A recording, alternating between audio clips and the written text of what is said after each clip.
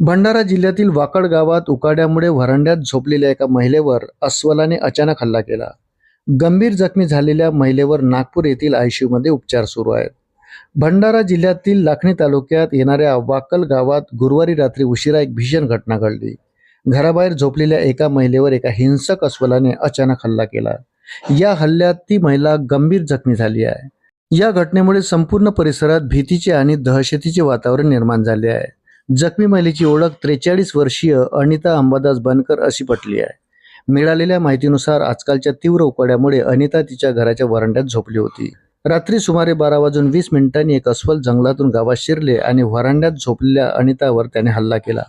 अस्वलाने आपल्या तीव्र नखांनी तिच्या डोक्यावर खोल जखमा केल्या.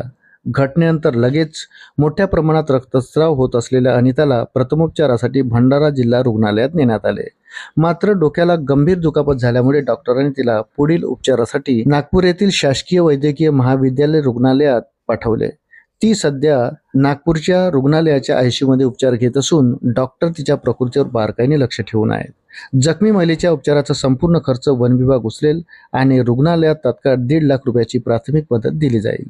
अशाच नवनवीन अपडेट्ससाठी व्हिडिओला लाईक आणि चॅनलला सबस्क्राईब जरूर करा. धन्यवाद.